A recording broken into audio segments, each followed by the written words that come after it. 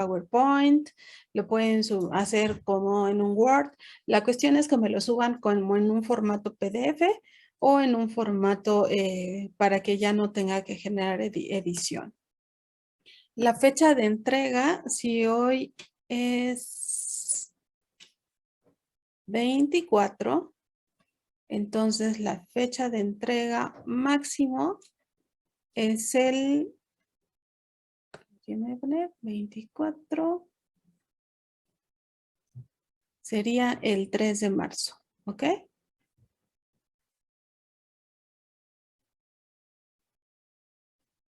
Sí, profesora. Y la otra actividad de Streptococos, la que les digo que es como un juego, esa hasta la podrían hacer sin ningún problema, pero también la vamos a poner para esa misma fecha, para que todos entreguen en esa fecha sus actividades. ¿Alguna duda de Streptococos, chicos, con todo lo que hemos hecho y lo que hemos visto? ¿No? A ver, pónganme ahí, no, sí, no. En su pantalla pónganme una X y no. Ok.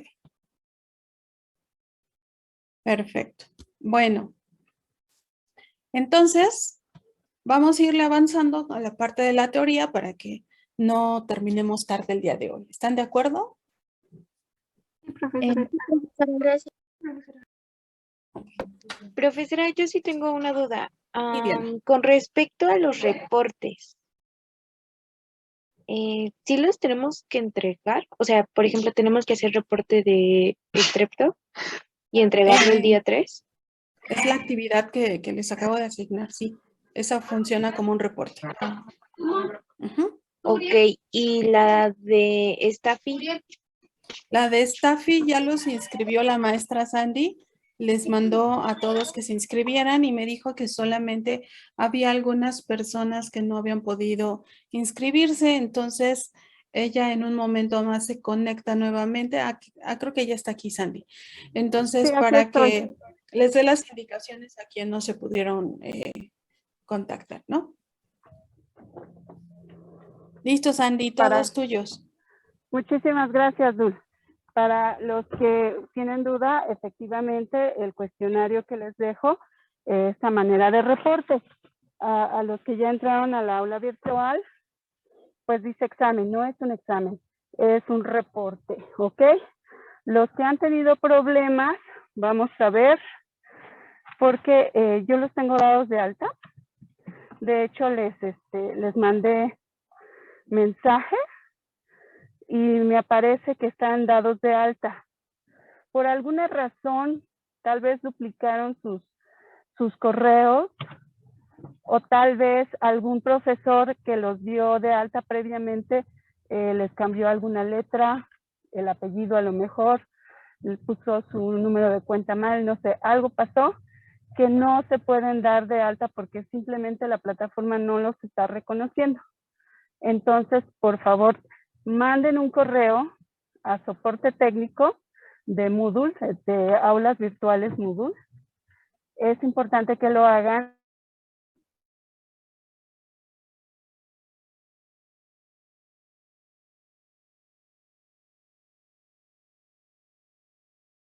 Te dejamos escuchar, Sandy. Nada más te alcanzamos a escuchar hasta que contacten a soporte técnico. Ajá, a soporte técnico.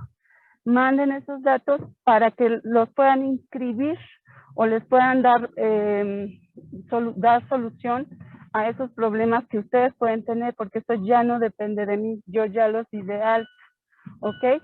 Aquellos que no pusieron bien sus datos, por ejemplo, les faltó un número de cuenta o su nombre completo o me pusieron una letra en vez del nombre completo, eso tampoco los está aceptando el sistema, porque el sistema tiene que reconocer el número de cuenta, tiene que reconocer el correo con el que se dieron de alta y tiene que reconocer su nombre.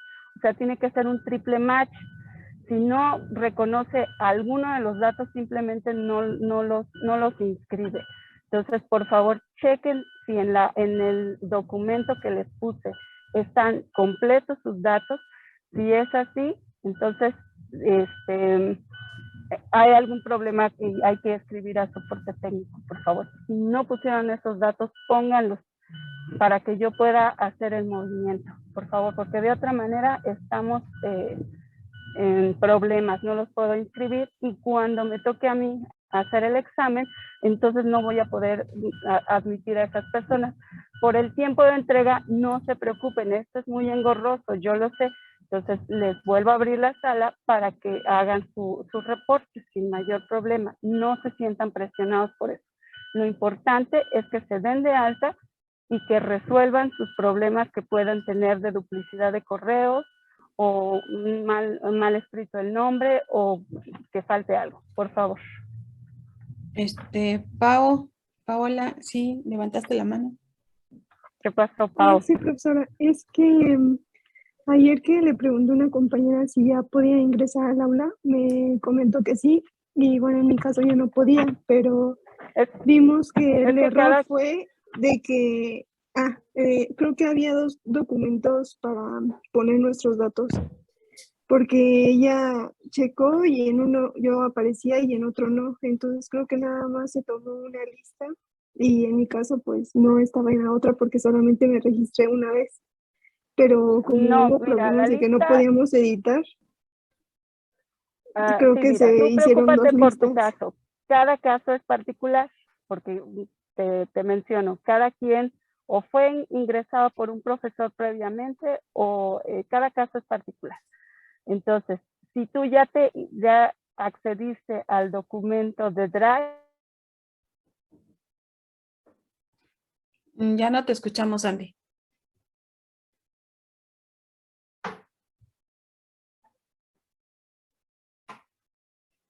Te perdimos, Andy. Con el soporte técnico. Es que te perdimos, se cortó tu voz cuando... qué caray. Cuando comentaste de la lista. Ok. Si estás en la lista, yo reviso. Es que estoy en la calle porque no hay internet en la escuela. Es falso esto del internet, me tuve que salir de la escuela. Y estoy en la calle. Entonces yo tengo que revisar. Si estás en la lista, te vuelvo a inscribir, te vuelvo a hacer el trámite. Pero si no te mando un mensaje de listo, ya estás, es que tienes un problemita tú con directamente con la plataforma. Entonces tienes que escribir a soporte técnico, por favor. Sí, gracias, profesor. Ajá. Rubén. Sí. Sí, yo también tengo problemas para ingresar al aula, pero no sé si a lo mejor podría, para que no esperemos a la respuesta de soporte técnico, que habilite como que nosotros nos podamos inscribir, que nada más nos diga el nombre del aula y la contraseña para inscribirnos, y así ya podría ser más rápido. El nombre del aula está en la hoja de SBASTER, es el grupo que tenemos, 1652. Es nuestro grupo. Esa es y la contraseña está en la hoja. Pero, ¿tú quién eres? Perdón, es que no. Rubén David López González. Rubén, tú estás dado de alta, ya estás inscrito. A mí no me aparece. Ya me habías mandado un mensaje y ya te había contestado. Ya estás dado de alta. Entonces, es que en mi módulo no me aparece el curso, o sea, no está, estoy en tantos de mis cursos y no está ese. Sí, entonces te repito, por alguna razón no te está reconociendo Moodle, porque no está, hay algo de tus datos que no concuerdan con los datos que me diste. Entonces tienes que escribir a soporte técnico para que ellos te resuelvan el problema, porque ya tendría que aparecerte en mi grupo. El problema es entre quien te dio de alta previamente y la plataforma. Conmigo ya estás inscrito. Entonces, manda por favor el mensaje. Ok. Andrea. Bueno, es que yo también tengo la misma situación de que por correo ya me comentó que estoy inscrita, Ujú. pero Ajá. no me aparece en mi módulo. Sí, es que nuevamente manden un correo a soporte técnico porque ya de mí no depende. Si ya te contesté que estás inscrita, es que ya estás en mi grupo. Soporte técnico te tiene que jalar en automático. Es muy fácil, es muy rápido. Les contestan inmediatamente, entonces no hay mayor problema. Háganlo, por favor.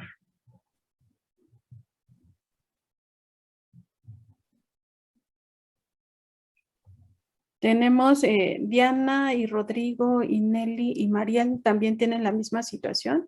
Denise. No, profesor, bueno, en mi caso, no. bueno, A ver, en mi caso, Rodrigo. ajá. En mi caso, no me aparecía el aula, luego lo chequeé hoy, otra vez, y ya o sea, ya me aparece la como tal, y ahorita checando, bueno, ya lo iba a hacer, y me parece que se cerró el examen, entonces, en ese caso, ¿qué puedo hacer?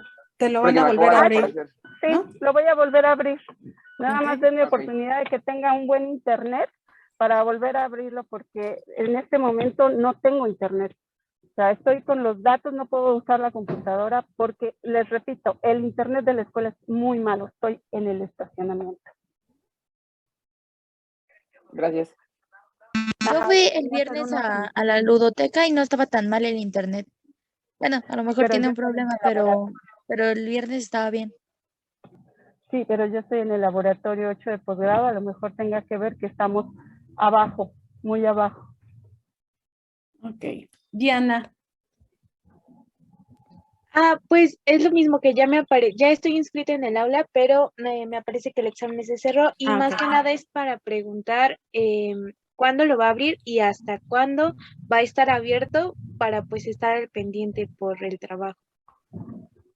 Bueno, lo voy a dejar abierto hasta la siguiente práctica. Ok, entonces Para tienen que- esta semana completa para hacerlo, al igual que el destreto, ¿no? Así es. Nelly.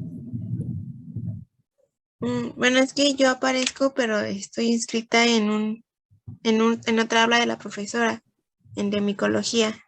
No sé por qué me aparece esa. Ok, entonces ese es un problema particular.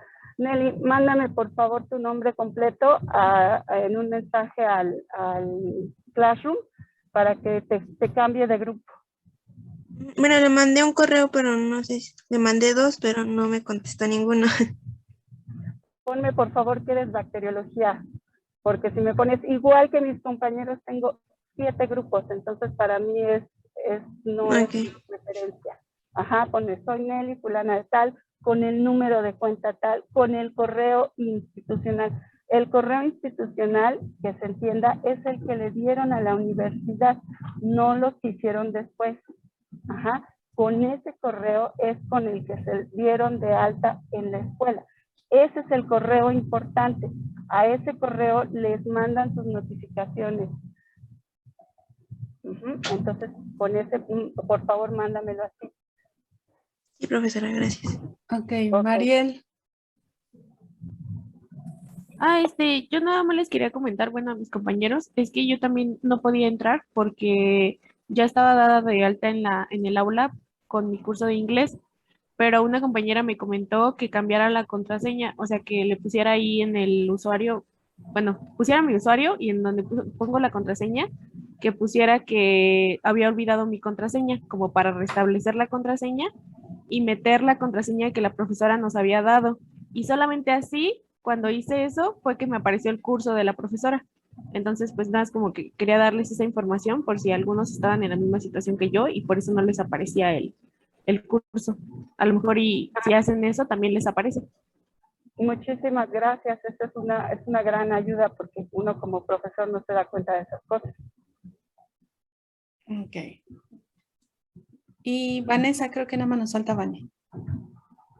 Sí, nada más quería saber qué es lo que puede mandar al de, al de soporte técnico, pero voy a intentar primero lo de mi compañera para darme que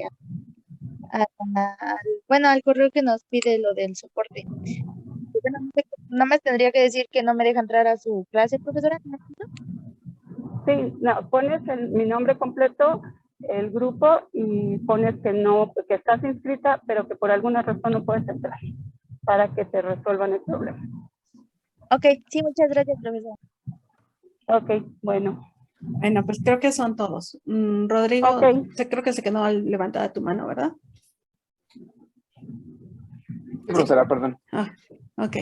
Bueno, pues entonces, de todos modos, estamos, digo, tienen el Classroom para mandarnos mensajes, ¿no?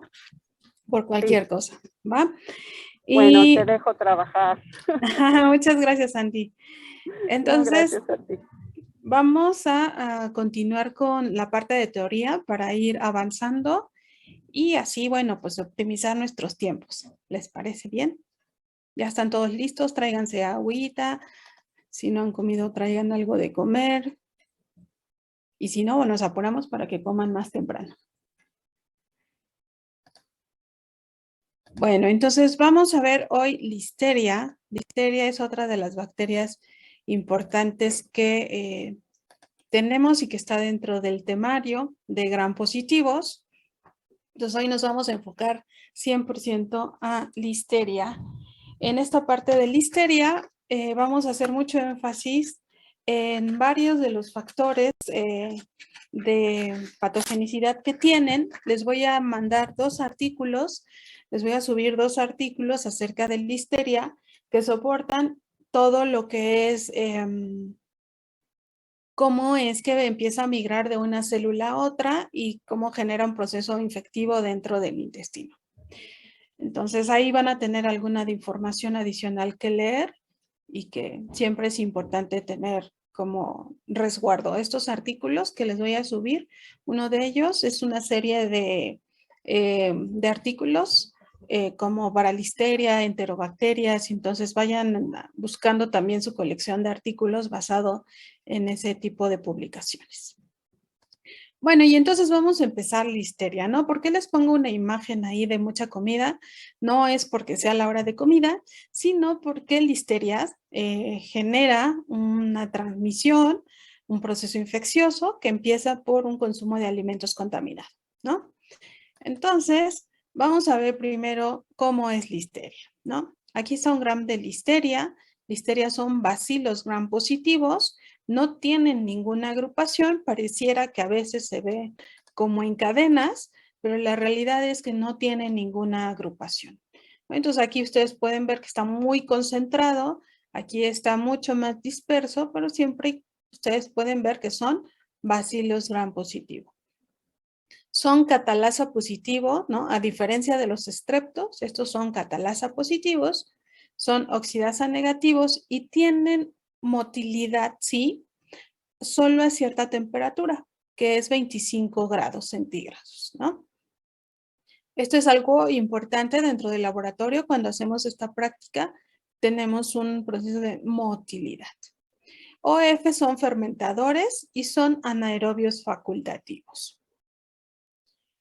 Cuando nosotros vemos su morfología colonial, son puntiformes, son de elevación, ¿no? Están elevadas, pero son planas al final del día, pero con, digamos, no tan adheridas al medio de cultivo, ¿sí? Y el margen es entero, es decir, bien definido. Aquí lo tenemos unas colonias muy bien con bordes redondeados. Si se fijan en la primera imagen que les puse, que es esta, es uno de los medios de cultivo en donde recuperamos a Listeria. Vean cómo son las colonias, muy bien con bordes redondeados, tienen elevación y son básicamente colonias lisas. En los medios, ¿cuáles son los medios en los cuales crece esta bacteria? Esta bacteria crece en diferentes medios, sobre todo medios ricos, ¿no? Uno de ellos es agar sangre, otro es agar chocolate. Vean cómo es el crecimiento, son colonias puntiformes, son mucho más pequeñas en agar sangre, pero muy bien definidas, son blancas, y en agar chocolate son un poco más grandes. Esto es debido a que pues tenemos más nutrimentos dentro de un medio de agar chocolate. Tenemos otro medio, que este medio se utiliza mucho cuando queremos recuperar listeria, y se llama, el medio es de Oxford. Entonces son 3 de los medios más importantes para la recuperación de listeria. Aquí tenemos un ejemplo de una listeria, ¿no? Vamos a ver de qué se trata. Este es un ejemplo o una imagen que ustedes están viendo del medio de Oxford. Ustedes pueden ver que también son colonias redondeadas, muy bien definidas y tienen un pigmento café a negro en el medio de Oxford. Entonces, ¿por qué hacen esto?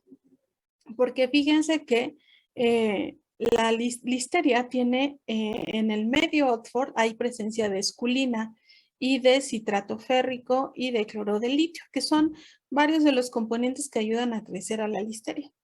Sin embargo, recordando la prueba de esculina, ¿no? Que cuando alguna bacteria utiliza o tiene la enzima que puede transformar de esculina a esculetina, y la esculetina a través de citrato o iones fierro genera un precipitado de color negro o café.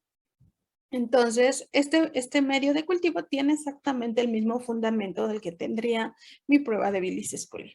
Entonces, ustedes pueden ver que están las colonias y se tiene un precipitado oscuro. En este caso, bueno, pues tenemos un precipitado bastante intenso, es negro y este es, bueno, de una cepa ATCC de referencia. Entonces, obviamente, nos hará un crecimiento mucho más característico en estos medios de cultivo. Aquí está una tablita donde tienen las especies, ¿no? Listeria monocitógenes, Ivanovi, Innocua, y a la que nos enfocamos nosotros 100% es a Listeria monocitógenes. Listeria monocitógenes nosotros la vemos porque está enfocado a cuestiones de infecciones en humanos. Todas las demás no, entonces la que nos enfocamos es en Listeria monocitógenes. ¿Qué hacemos? Bueno, pues vamos a ver la hemólisis. Tiene una beta hemólisis. Es manitol negativo, es decir, no fermenta ese carbohidrato. Es rhamnosa positivo, sí fermenta este carbohidrato. No utiliza gilosa. Y vamos a ver cuál es el factor de virulencia que tiene. Entonces, ustedes se dan cuenta, muchas de las propiedades para identificar listeria es el uso de carbohidratos, ¿sí? Estas pruebas de uso de carbohidratos las van a ver dentro del laboratorio y aquí nos referimos a cuando usamos un caldo que tiene un carbohidrato, que tiene un indicador que es rojo de fenol y que lo que vamos a ver es si está utilizando o no el carbohidrato. Las especies de Listeria monocitógenes, ¿no? Perdón, está aquí en inglés, pero bueno, es potencialmente patogénica, ¿no? Causa listeriosis, así se conoce la enfermedad que causa Listeria monocitógenes. Infecta principalmente en humanos, a otros vertebrados domésticos, algunas aves, ¿no? Algunos mamíferos también están infectados, como por ejemplo los hámsters, ¿no? Algunas ratas. Y entonces aquellos que les gusta tener como este tipo de animales en casa, pues hay que ver que probablemente podrían tener un proceso de, si no de infección, sí de colonización por Listeria monocitógenes. Y Ivanovi, que les decía que es mucho más enfocado a cuestiones de enfermedades raras en humanos, más bien es como en algunos ganados, ¿no? Que genera abortos, ¿no? Genera procesos de infecciones septicemias neonatales. Entonces, realmente este está enfocado mucho más a la parte veterinaria, llamémoslo así, y nosotros nos enfocamos a la parte humana, que es Listeria monocitógenes, ¿no? Algunas otras cepas son muy raros los casos que puedan presentar humanos. Sin embargo, es importante considerar que existen otras especies. ¿Dónde encontramos Listeria monocitógenes? Bueno, pues Listeria monocitógenes la encontramos en animales, planta y suelo. Y por eso es que es una de las causas que podemos tener como contaminación de alimentos.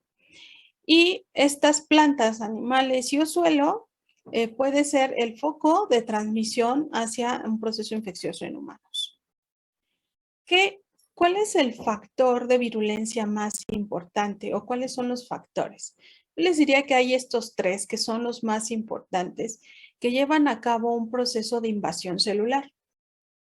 Unos se llaman interlinas, ¿no? Y bueno, debe de haber receptores a estas interlinas para poderse exponer y generar un proceso de invasión celular.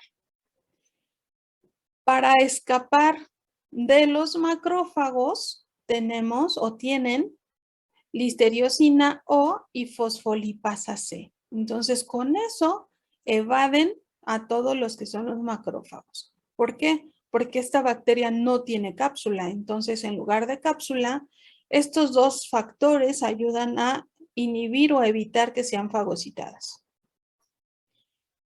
Para pasar de una célula a otra, necesitan un factor que se llama ACT-A. Y esto va a ayudar a que puedan trasladarse de una a otra célula en uniones.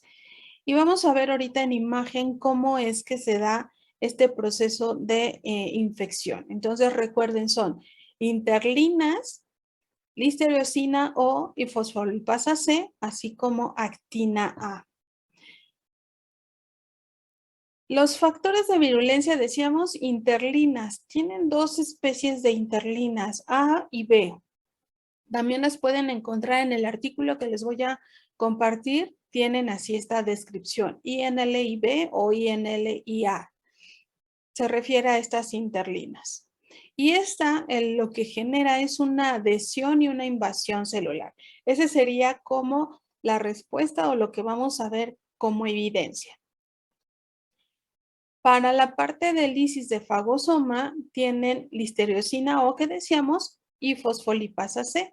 Aquí tiene toda la descripción química. También así la van a encontrar en el artículo. No solamente actúa en la lisis del fagosoma, sino también genera un proceso de vacuola. Esta vacuola lo que va a hacer es ayudar a que este microorganismo pueda estar estable dentro de la célula.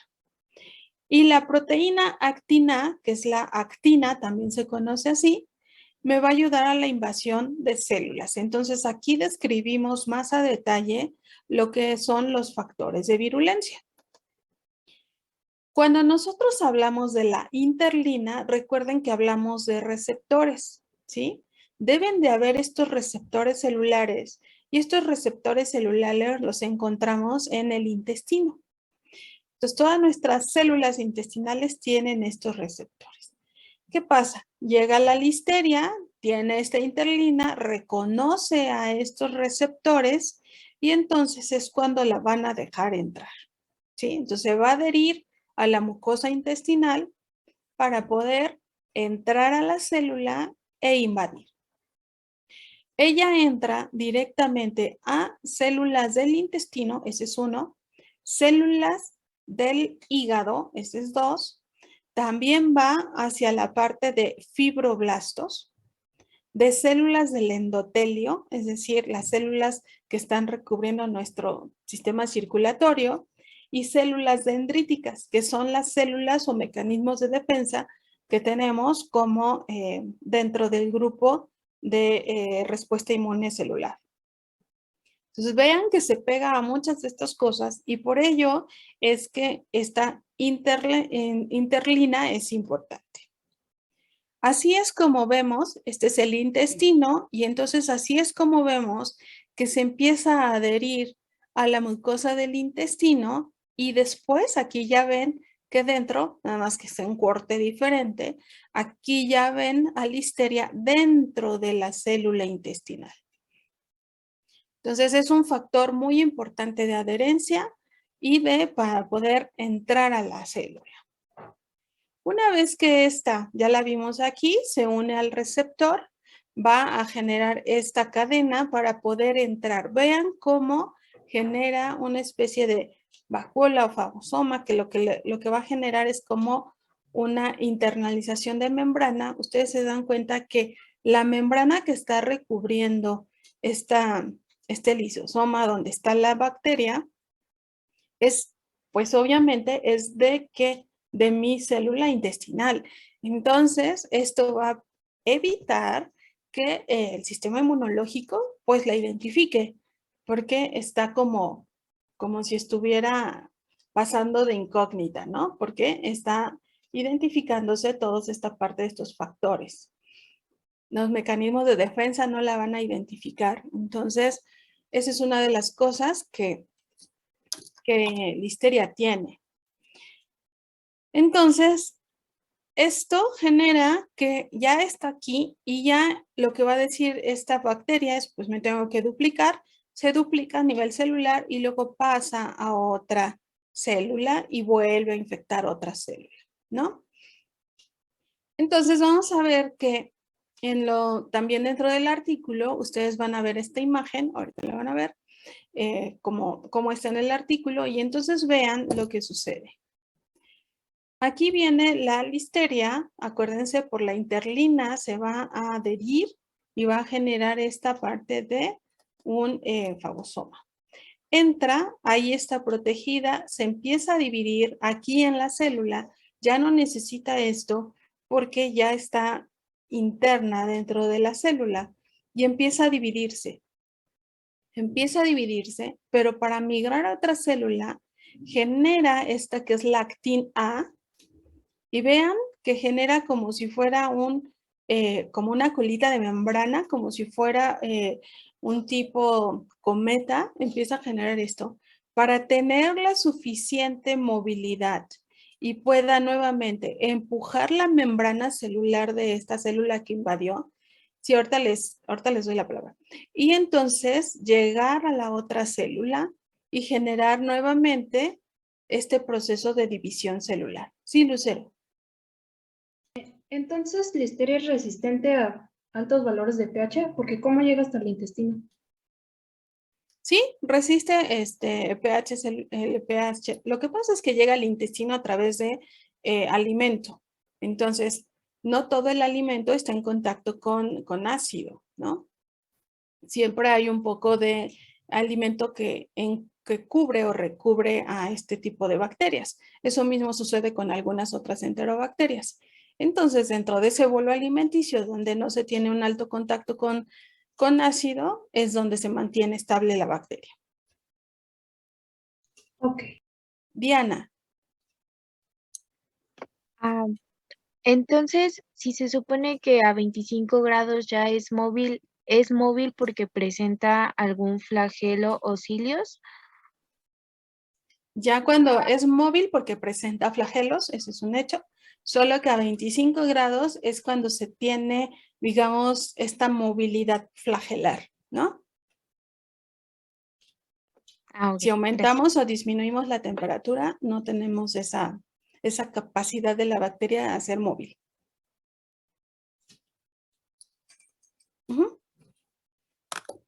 Bueno, entonces, como les decía, este es el proceso que genera la bacteria. Por eso es tan importante lo que decimos, ¿no? La interlina, la parte de la fosfolipasa C, y esto me va a ayudar a generar este proceso de invasión. La actina es una de las más importantes para que esta bacteria pueda generar esa internalización. Este es el que viene en su artículo que les digo que van a tener disponible, y esto es totalmente fotografías de microscopía óptica, ¿no? Electrónica. Vean cómo está la bacteria. Obviamente es un corte transversal, por eso se ve así. Y entra, genera esta vacuola, después rompe esta membrana para poderse dividir. Se sigue dividiendo. Esta bacteria se sigue dividiendo. Bien, aquí está la otra parte de vacuola. Se sigue dividiendo, pero ya para pasar de esta célula, vean, aquí hay una célula. Para pasar de esta célula que tenemos a otra, genera este proceso con la actina. Vean, es que parece como si fuera como un destello o un cometa, como deja este recorrido, porque empieza a generar esta movilidad para llegar a otra célula y poder infectarla. Entonces, este es el proceso que se lleva a cabo. Por eso estos factores de virulencia es muy importante que los conozcan, porque a través de eso van a saber cómo que esta bacteria empieza a generar un proceso de replicación celular, de invasión celular y que puede llegar a otros tejidos a través de, obviamente, de torrente circulatorio. Entonces, bueno, esta es otra imagen que tenemos, donde se alimenta, ¿no? Empieza a tener una activación, llega, va al intestino y se fija. Esto mismo en el intestino sucede en el tejido hepático, como les decía. ¿Cuáles son las manifestaciones clínicas? Ya vimos cómo infecta, ya vimos que son 3 factores de patogenicidad importantes. Bueno, pues tenemos que genera listeriosis fetomaternal. Esto puede generar una contaminación, ya sea a través del conducto a través de placenta, porque pues este microorganismo, recuerden que también daña el endotelio, entonces puede generar ahí un proceso de conexión. Y si está en endotelio, pues obviamente a través de sangre, pues va a llegar a este feto. Listeriosis neonatal, es decir, pues ya el neonato puede tener esta contaminación, pueden hacer con listeriosis. Y bueno, el adulto que tiene el proceso de listeriosis por consumo de alimentos. Entonces, todo el proceso de infección se da basado en el consumo de alimentos. Cuando nosotros hablamos de listeriosis fetomaternal, estamos hablando de que esta paciente, se vuelve paciente porque ya tiene un proceso infeccioso, no porque esté embarazada. Entonces, esta paciente que consumió este tipo de alimentos, bueno, los come, recuerden que va a llegar al intestino, va a absorberse nutrientes y dentro de esto, pues va a estar esta bacteria que va a empezar a generar un proceso de infección o colonización de diferentes células. Entonces, el periodo de incubación es de 1 a 5 días y este proceso de incubación se va a dar en el útero. Entonces, algo importante ahí es que este microorganismo, como es capaz con estos factores de patogenicidad, atravesar células para poder llegar a infectar, pues va a llegar a esta zona del útero. ¿Puede generar un aborto espontáneo? Sí. Puede tener nacimientos prematuros y además el bebé tener bajo peso al nacer. Sí, también se puede generar eso. Se puede tener una bronconeumonía o septicemia al nacimiento también. Si nace por canal de parto y ya vimos que en el útero se puede alojar esta listeria, bueno, pues entonces al nacer por canal de parto siempre se ingiere un poco de líquidos y de microorganismos y entonces se puede generar un proceso de bronconeumonía o bien, denme un segundito. De bronconeumonía o bien septicemia al nacimiento, es decir, ya pueden nacer contaminado este bebé, ¿no? La septicemia en el nacimiento puede ser porque desde que estaba aquí a través de torrente circulatorio, la bacteria también pudo haber migrado y entonces nace con una septicemia. También puede haber un proceso de muerte de recién nacido. ¿Por qué? Porque la bacteria puede estar tan diseminada y generando un proceso de bacteremia en esta paciente que va a generar la muerte del recién nacido. Entonces, puede ser que ni siquiera se dé cuenta posterior a y que empiece a tener menos movimiento el feto y entonces cuando ya se dan las fechas de seguimiento y ultrasonidos es cuando empiezan a ver que ya no tiene vida este feto, ¿no? Entonces, es muy importante que dónde se come, ¿no? Que también se puede generar, hay abscesos o microabscesos que pueden ser identificables solo por ultrasonido. Y esto se da a nivel de hígado y de vaso, ¿no? Y también, bueno, si nosotros viéramos una biopsia, pues la veríamos con algunos de estos microorganismos a nivel de las microvellosidades, ¿no? Y bueno, pues se tiene una mortalidad afortunadamente no tan alta, del 35 al 10%, en aquellos pacientes que obviamente tienen una carga bacteriana importante. Entonces, ¿qué se le hace a estas mamás? Bueno, se les toma una muestra de sangre para poder recuperar a través de un cultivo de sangre esta Listeria monocytogenes. Obviamente esta mamá, si tiene un proceso de listeriosis, tendrá fiebre, ¿no? Ese será la principal signo y síntoma que pueda presentar, dolor de cabeza, febrícula, y entonces basado en eso el médico lo que hace inicialmente le puede mandar un hemocultivo, sí, pero lo que le dará será un tratamiento empírico, porque no se va a esperar hasta que se tenga un proceso o una complicación asociada al neonato o al feto que todavía no cumple las semanas para nacer. Entonces, todo lo que esté con contaminados, alimentos contaminados, se tiene que son muchos son lo que son carnes frías, ¿no? Todo lo que son jamones, tocinos, el jamón, todo lo que es como en refrigeración, ahí va a estar muy estable Listeria. Entonces, es muy fácil que ahí esté contaminado, este tipo salchichas también es otro de los componentes que se pueden tener en contaminación, o algunos alimentos que se preparan y se congelan y los venden ya nada más para calentarlos, también pueden estar contaminados por Listeria. Afortunadamente las normas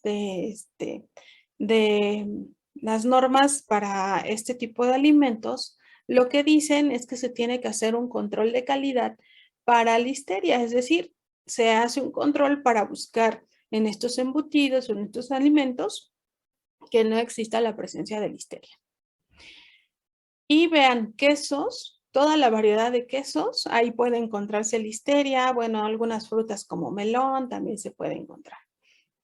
Se ha visto que, por ejemplo, las salchichas es una de las, digamos, de los alimentos que comúnmente, si no están bien elaborados, se están contaminados por Listeria. Entonces, cuando ustedes ven una salchicha, ahora regularmente ya no tienen una envoltura plástica o una membrana, pero antes tenían una envoltura plástica o membrana. Entonces, ¿qué pasaba con esos tipos de alimentos? Pues miren, si yo tengo aquí esta salchicha, ¿no? Y tiene esta parte de plástico que la recubría, pues estos siempre se refrigeran. Cuando pasa mucho tiempo, y no sé si se han dado cuenta, tienen la salchicha, se genera como una capita blanca y es una capa de grasa. Esta capa de grasa se da por el propio efecto de refrigeración. ¿Y qué hacen muchos? Bueno, pues como tiene esa capa de grasa, pues lo lavan y ya tienen su salchicha otra vez limpia, ¿no? Algunas de las ocasiones, dentro de esa grasa o en esa grasa que está entre la membrana que recubre y la salchicha, se encuentra Listeria. Entonces, aunque la laven, pues al final del día, pues esta bacteria va a poder infectar este alimento, va a localizarse ahí en este alimento, y cuando consumamos este alimento, bueno, pues se puede tener ahí un proceso infeccioso, como el que acabamos de ver. ¿Qué más? Bueno, pues ya que se consumió este alimento, ¿no? Que les decía que a muchos les gusta por a veces los congelados o a veces por no tener tiempo para cocinar, se consumen alimentos que están congelados y solo se calientan, pues habría que ver nada más que esté bajo las normas de calidad y que refuerce que no tiene ningún proceso de contaminación. Como decimos, se va al intestino, recuerden, se va a la mucosa del intestino, ya tenemos ahí los factores de virulencia, que lo que van a hacer es que vaya y migre a través del sistema linfático y también a través del sistema circulatorio, y entonces llegue a hígado o bien llegue a riñón. Cualquiera de los dos lados puede generar abscesos o en los dos. Una vez que está ahí, pues obviamente seguirá en circulación a través de sangre, puede ir a cerebro y entonces genera un proceso de meningitis, o puede ir directamente al bebé, a la parte de placenta. Recuerden que se fija en útero y lo que genera es un proceso de separación de la placenta, por eso hay nacimientos prematuros, ¿no? y o puede atravesar esta parte de la placenta, pues viene en torrente circulatorio, llega directamente al bebé, al neonato, y genera un proceso infeccioso generalizado. Entonces, vean que esta bacteria va a migrar a diferentes lugares, ¿no? Si nosotros nos referimos a que tiene una sepsis o una listeriosis neonatal, ¿no? Se le llama tardía porque aparece mucho después del nacimiento, ¿no? Y aparece de 1 a 8 semanas posteriores al parto. Entonces, digamos, los bebés cuando nacen regularmente su temperatura corporal todos son calientitos o no se detecta mucho si hay un incremento de temperatura, pero cuando se empieza a tener un proceso de gastroenteritis, o sea que este pequeñito empieza a tener un proceso diarreico, ¿por qué a veces se esperan un poco más de tiempo? Porque cuando nacen los bebés y inicialmente se está colonizando el intestino y empiezan a comer o a tomar leche, entonces estas heces son muy líquidas al principio. Después ya van generando un proceso de consistencia diferente, pero inicialmente son muy líquidas. Entonces, si el bebé presenta estos en las primeras semanas, lo van a asociar básicamente pues a que se está colonizando el intestino, a que está ingiriendo pues ya sea la parte de leche materna o de leche por fórmula. Entonces, eso tendría que verlo el médico, ¿no? Que no tenga un proceso febril. Les decía, pueden hacer y tener un proceso de neumonía por aspiración cuando sale por el canal de parto y o si el microorganismo migra directamente a través de barrera hematoencefálica, llega al cerebro, pues me va a generar un proceso de meningitis.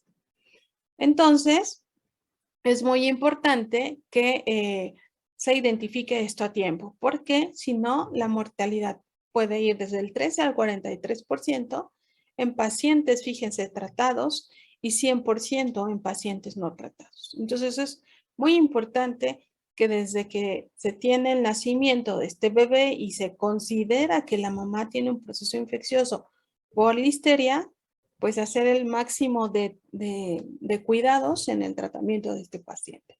Entonces vean, este es un bebé con listeriosis, tiene un proceso dermatológico no asociado tanto al proceso de listeria, pero sí que lo va a llevar a estar en un estado crítico, seguramente estará en un estado o en una sala de unidad de cuidados intensivos neonatales, ¿no? O sea, la misma imagen, solamente que es con blanco y negro, y yo se las puse a colorantes, ¿no? ¿Qué hacen o cómo es que se identifica? Sí, Laura. Perdón, profesora, no sé si lo mencionó. ¿Cómo es la transmisión horizontal por fomites? Creo que decía. Sí, cuando vomitan, cuando tienen cuando, por ejemplo, cuando la leche, ¿no? Uh-huh. Sí. Gracias. Ajá. ¿Y qué pasa ahí en horizontal, por ejemplo? Cuando están en los cuneros, ¿no? Y entonces, si este bebé hace este fomite, este vómito, ¿no? De regresar leche y eso tiene contenido de listeria, obviamente quien está al cuidado de estos bebés, si no tiene un adecuado aseo, pues puede ir y contaminar a otro. Ese es el horizontal. Muy bien, entonces, ¿de dónde van a sacar la listeria, no? La listeria ya vimos que puede estar en diferentes sitios, entonces líquido cefalorraquídeo si es que está generando un proceso de meningitis, sangre si está generando una bacteremia, heces fecales si está en gastroenteritis y líquido amniótico si se sospecha que se tiene contaminación del feto, ¿no? O sea, difícilmente van a hacer una punción a una mujer embarazada, ¿no? Porque pues se corre mucho riesgo en esa punción. Tienen que ser unos médicos muy expertos para extraer el líquido amniótico. Entonces, ¿qué harán? Pues básicamente con un hemocultivo, un cultivo de sangre, podrían determinar si la bacteria está presente. En la mamá. Si está en la mamá, seguro está en el feto. Entonces, ¿en qué se siembran? Ya dijimos, agar sangre, medios ricos como agar chocolate y el medio de Oxford. También se pueden utilizar otros medios que podemos enriquecerlos. Estos otros medios que podremos enriquecer, podríamos tener un caldo soya, ¿no? Al cual adicionamos extracto de levadura. Podemos tener un medio de cloruro de litio, ¿no? Que solamente tenga este proceso de cloruro de litio para poder hacer crecer esta bacteria. O si no, pues ya nos vamos al medio de Oxford, y si no, pues al que tenemos como base, como agar sangre de carnero. Y también vamos a utilizar caldo nitratos porque es una de las formas en las cuales podemos identificar si esta bacteria es nitratos positivo. Entonces son algunos de los medios de cultivo que se tienen o se pueden utilizar para esta bacteria. Cuando nosotros vemos qué es lo que tienen estos medios de cultivo, este es otro medio de cultivo que se llama Palcam. Este medio está, así se conoce también como Listeria agar o agar listeria, y vean el contenido que tiene. Tenemos aquí la parte de la base de agar sangre, tiene manitol, que acuérdense que es un carbohidrato, glucosa, otro carbohidrato, esculina, ¿no? Es muy parecido al Oxford porque tiene esculina y citrato férrico y tiene cloro de litio. Sin embargo, este tiene clorhidrato de aclifamina y sulfato de polimixina B y ceftazidima. Estos tres actúan como, bueno, son antibióticos, y lo que me hacen estos dos, la polimixina B y la ceftazidima, es hacer más selectivo el medio. Es decir, voy a eliminar a cualquier microorganismo que sea gram negativo para estimular o generar el crecimiento de este microorganismo que es gram positivo. Entonces es algo muy importante que identificar, porque con base en esto, si yo no tengo un medio de cultivo con tales características, no lo puedo comprar, puedo generarlo yo a través de la composición de cada uno de estos elementos. Entonces, esto me va a ayudar a que este microorganismo tenga un buen crecimiento. Aquí, por ejemplo, tenemos peptonas, el extracto de levadura, que es lo que les decía que nos ayuda a la recuperación del microorganismo. Tiene glucosa, tiene cloruro de sodio, que es lo que me va a generar una regulación de pH junto con el fosfato dipotásico, pero tiene cloruro de litio y esculina y citrato férrico. Entonces, fíjense que estos tres componentes son los componentes base para el crecimiento de Listeria.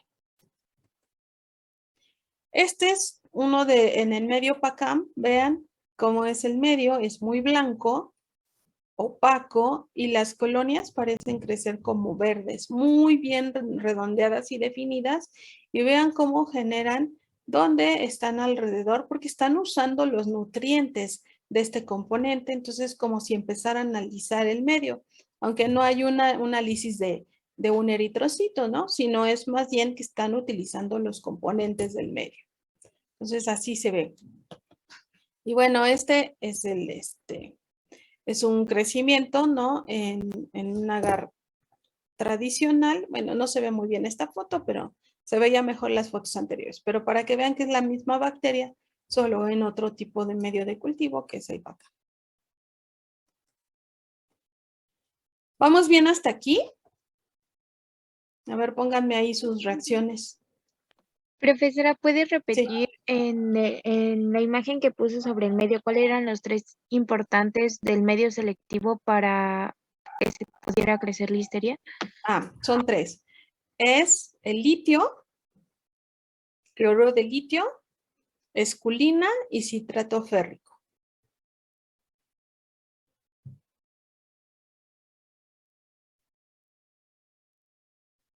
¿Sí? Sí, gracias. De nada. Ahora bien, vamos a ver qué pasa con Listeria y de dónde la tomamos. Decimos, este es como su diagrama de flujo o su árbol de toma de decisión o pues tienen muchos nombres, ¿no? Pero al final del día lo que me ayuda es a visualizar hacia dónde me muevo con un proceso de identificación. Entonces, agar sangre, ¿no? Nosotros les daríamos, por ejemplo, una Listeria en agar sangre, y lo que tendrían que hacer es 1 gramo. ¿no? Y aquí está mal, porque no es un gram positivo, sino es, digo, no es un gram negativo, sino es un, ¿qué gram es? Positivo. Positivo, ¿verdad? Déjenme. Y una vez le voy a corregir, porque si no, cuando se los baje, me van a decir que se los dejé mal.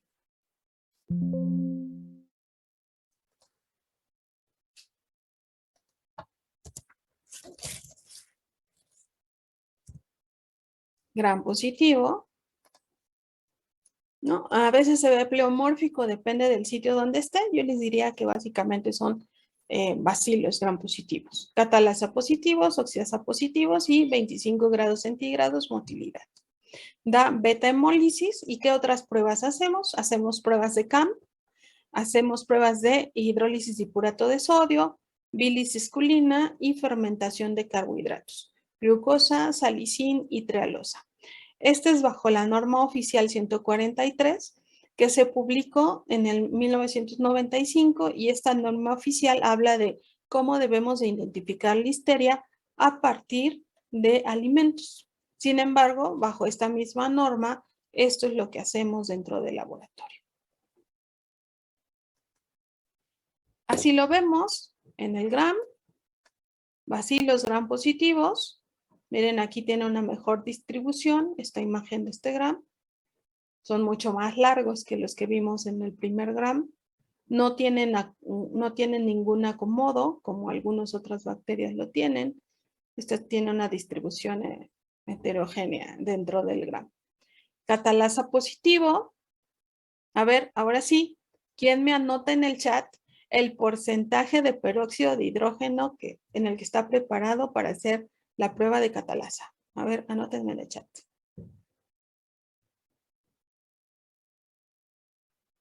Exacto. Muy bien. Perfecto. Y entonces hacemos esa prueba de catalasa. Igual, cuidado, mucho cuidado aquí, porque si les damos la listeria a partir de agar sangre, bueno, pues entonces tenemos que utilizarla como un palillo para poder tomarla. Otra prueba que les decía que es la prueba de motilidad. La prueba de, sí, Vane. Pero, por ejemplo, la prueba es que es catalasa, ¿verdad? Catalasa. Catalasa es la que se utiliza con el... en esta prueba se supone que no podíamos agarrar de agar sangre, ¿podemos agarrar del otro medio? Ajá, si lo tienes en otro medio lo puedes utilizar, pero si la tomas de agar sangre, la tienes que tomar con un palillo y tratar de no traerte ninguna cantidad de medio de cultivo, porque si no, pues te daría falso positivo. Tampoco la puedes tocar con el asa, porque con el asa, pues ya estás haciendo reaccionar el fierro del asa, ¿no? Sí, profesora. Ok. Vamos entonces con la parte de motilidad. Esta bacteria tiene una característica que lo que me da es una motilidad a 25 grados. Entonces, tradicionalmente cuando yo hago una prueba de motilidad a través de un medio de SIM, que el medio de SIM, recuerden que es un semisólido, ¿no? Que me ayuda a identificar 3 pruebas, ¿no? Indol, motilidad, ¿y cuál otra?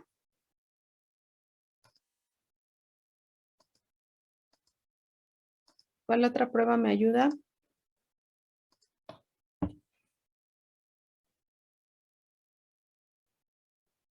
Ay, no me sale bonito. ¿Y producción de qué? A ver, en el chat pónganme qué más se produce además de en esas. Indol, motilidad y... No, OF no.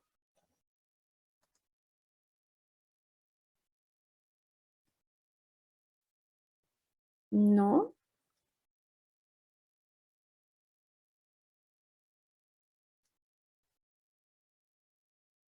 No. Ornitina Profesora, ¿me SMIR. podría repetir la pregunta? En la prueba de SIM, se ve indol, motilidad y ¿qué significa la S? ¿Qué prueba hacer? Ok. Sí, Kimberly. Reducción de ácido sulfídrico. ¿Sí? Muy bien. Entonces, lo que nosotros vamos a medir básicamente en esta prueba para listeria es motilidad. Para eso nos vamos a enfocar en este tubo de SIM. Recuerden que el tubo de SIM se inocula por picadura con asa recta y no se debe de tener ningún movimiento, debe de entrar así derechito. ¿Sí? Regularmente cuando nosotros hacemos esto, lo que observamos como una prueba de motilidad positiva es que tenemos así el inóculo y tenemos como un cepillito o turbidez alrededor de donde se encuentra pues inoculada esta prueba. A diferencia de la motilidad tradicional de muchas bacterias, que la vamos a ver así, listeria, si nosotros la ponemos a 35 grados, vamos a tener un tubo de SIM en el cual solamente vamos a ver la zona de picadura. No vamos a ver esto. Pero cuando dejamos este tubo a 25 grados, vamos a ver este fenómeno. Vean, este fenómeno que se tiene, este fenómeno que tenemos es como una sombrilla, ¿sí? Es decir, va a migrar la bacteria hacia la zona más alta y vamos a tener esta formación como de una sombrillita.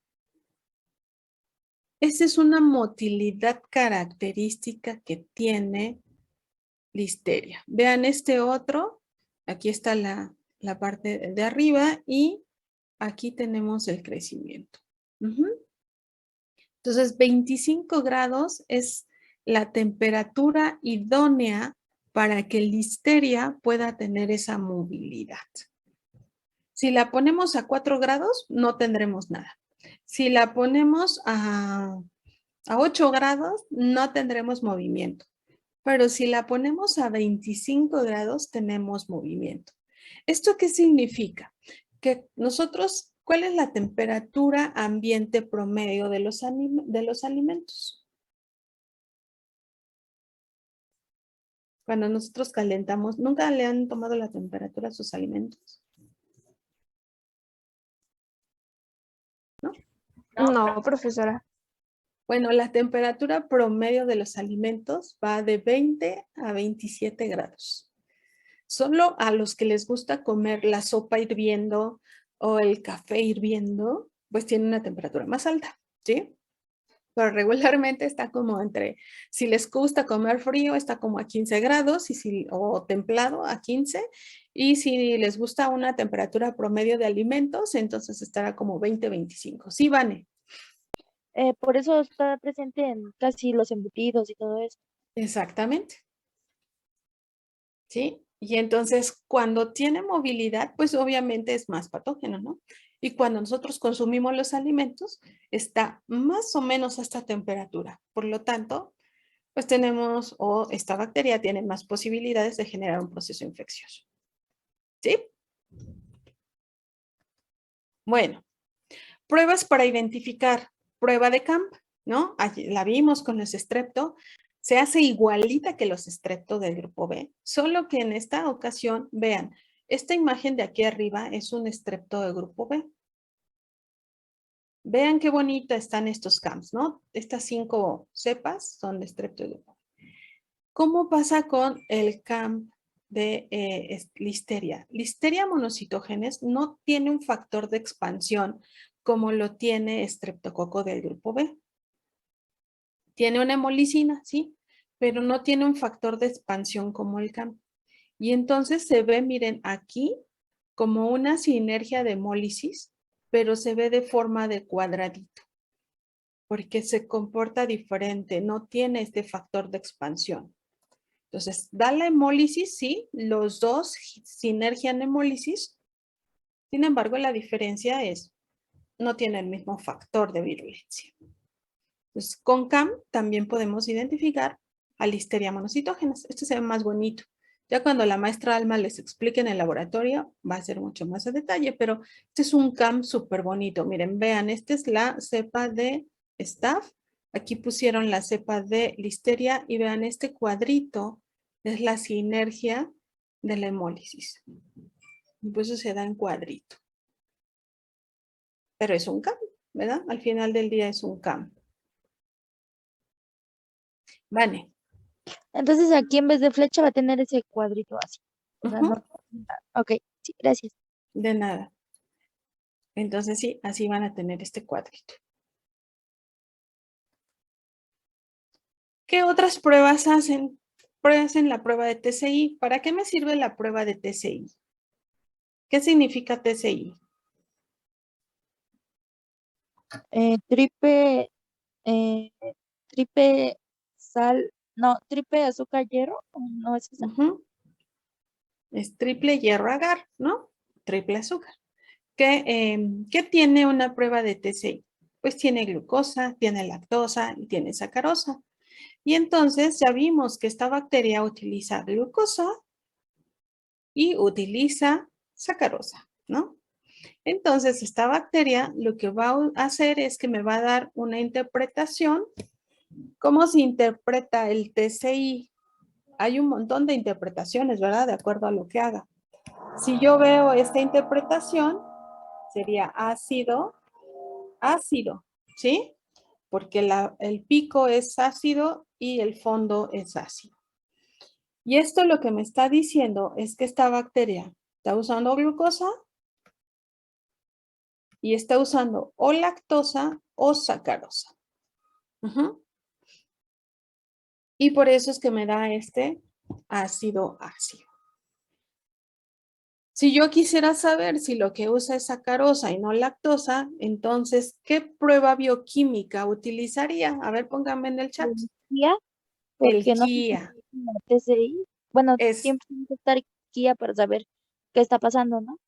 exactamente, Van. Entonces, yo utilizaría Kia y con Kia seguramente tendré ácido, pero entonces mi respuesta sería, pues voy a ver si me da ácido. Si me da ácido, lo que me está diciendo es que está usando glucosa y lactosa, ¿sí? Y si me daría ácido alcalino, lo que me está diciendo es que solamente usa la glucosa y no usa la lactosa, pero usa las peptonas. Entonces, ustedes pueden jugar con sus pruebas bioquímicas para saber qué es lo que está usando la bacteria. Regularmente en el laboratorio usamos Kia, aunque si me dicen a mí me gusta más TCI. Pero en el laboratorio usamos Kia. Bilis esculina, bueno, es la misma que vimos para el Staph, el estrepto. Igual recuerden, se inocula aquí, no se pica, solo se inocula sobre la flauta de este medio y se interpreta de la misma forma. O sea que se parecen mucho en algunas pruebas a los estreptos, ¿no? Cuando ya se busca hacer un estudio epidemiológico, es decir, cuando, por ejemplo, tuviéramos en el laboratorio muchas cepas de listeria y queremos saber si todas las listeria monocitógenes pertenecen a la misma cepa, entonces se hacen pruebas de serotipificación, es decir, aglutinación a través de la pared celular. Fagotipificación, es decir, qué tan sensibles son a los fagos. Los fagos, acuérdense que son virus que infectan bacterias. Y a las pruebas de antibióticos, susceptibilidad a antibióticos. Y si ya nos queremos ir mucho más a la parte de epidemiología, utilizamos PCR. ¿Sí?